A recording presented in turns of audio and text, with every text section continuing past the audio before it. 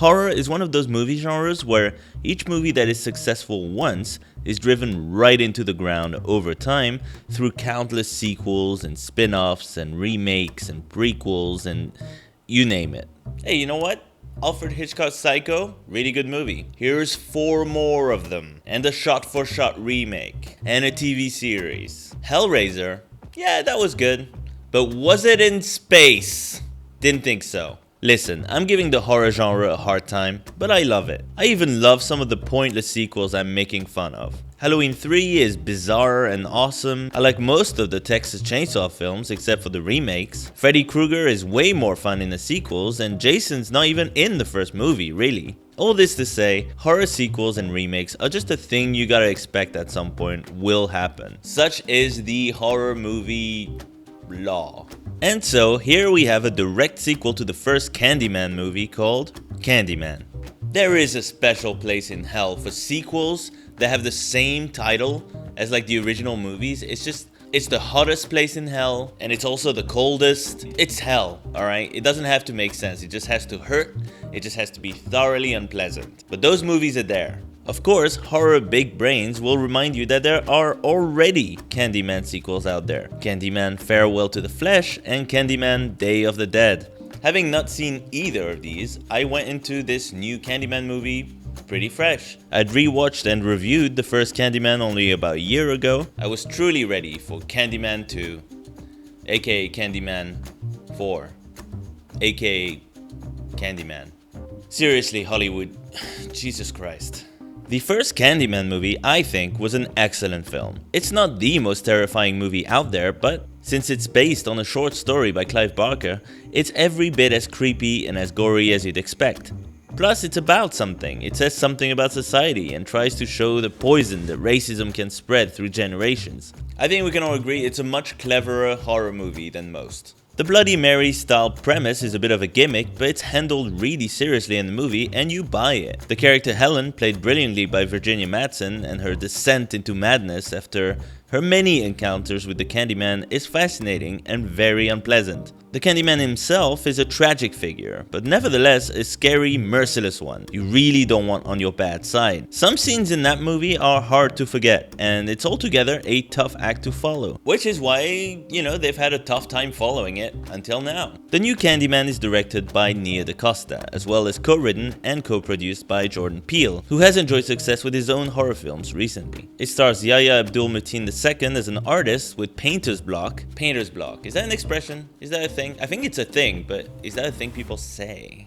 Anyway, it's about an artist who is in the process of doing some research on a topic he wants to approach in his art, and who unleashes the Candyman on the world once again. I could flesh this out a lot more, but this is the very basic premise of this movie in a nutshell. One thing I really appreciated about this movie is that it kept things simple in terms of the storytelling and embraced the same kind of slow burn that the original film delivered. Except instead of Helen, a journalist, leading us through the story with a film noir style voiceover, it's a curious artist whose art literally speaks for itself. There is a lot that this movie does right, in my opinion, and frankly I gotta hand it to DaCosta for refreshing this entire franchise in a classy and relevant way. This movie doesn't really suffer from rebootitis. It's very clear about it being a follow-up rather than a remake, and therefore it never feels like a cheap cash-in. In fact, it doesn't look cheap at all. It looks awesome, especially when the makeup effects really kick in towards the end. The cast is perfect. Yahya Abdul-Mateen II is excellent in the lead, giving his character a quiet vulnerability on the surface coupled with something more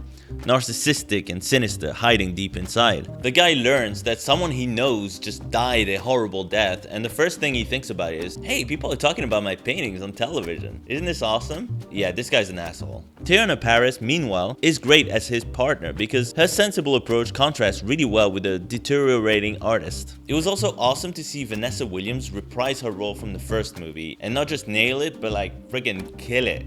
This is a slick looking movie that recaptures the mood of the original surprisingly well. The graffiti, the abandoned neighborhood, the intro with the upside down buildings, the bees. Oh, no, not the bees! Yes, Nicholas, the bees. Now from this point, there's gonna be some big spoilers ahead, so I just thought I'd let you know in case you want to go see the movie first. This film dives a bit more into the idea that the Candyman isn't just this one dude who got murdered for no reason a long time ago, There's different generations of Candyman out there, including the one we're introduced to at the beginning of this movie, who is not Tony Todd's original Candyman. This is a man who was unjustly killed by police in the 70s, but also had a hook, and also gave candy out, and also wore a jacket like the other Candyman. Okay, I'm not really quite sure how this part of the story really holds up, but just stick with it. Look, it's a fable after all, so you can't take it too literally. It has a moral and takes some liberties with suspension of disbelief, but it does work in the movie itself, so it's just, yeah, a little bit of a weird coincidence there. This film certainly came out at the right time, with protests and riots all over the news, the issues of police brutality and systemic racism being talked about a lot more, and this movie is not shy about making its point very, very clear. So clear, in fact, that this might turn off some viewers who were expecting maybe more of a subtext, with a focus on the horror. But frankly, this is not what this movie is going for. It's about plainly saying if something shitty keeps happening over and over, maybe it feeds into a cycle of pain that will keep spinning out of control over time. Now, I'll say this.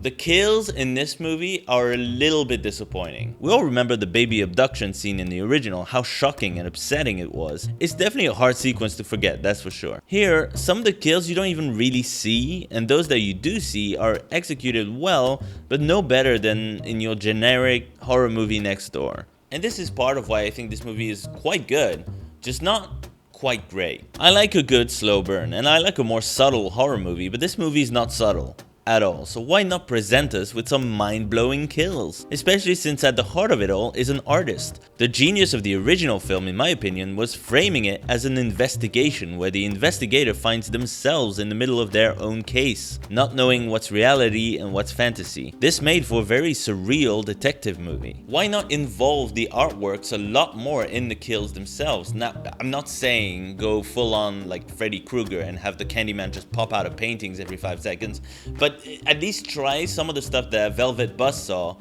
was trying to do, except do it well.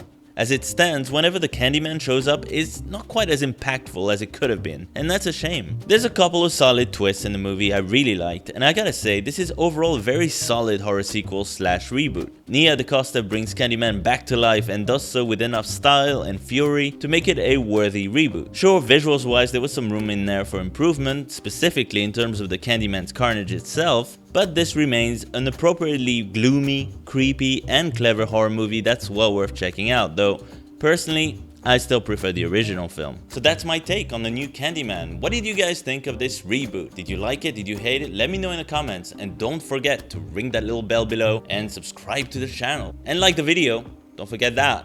Also, feel free to check out my Patreon and request stuff for me to review. Until next time, be well. Get it? Bees? Be well? I'm gonna go. I'm sorry. Oh, I guess I can't. You guys go. Goodbye. I've got other stuff to do anyway.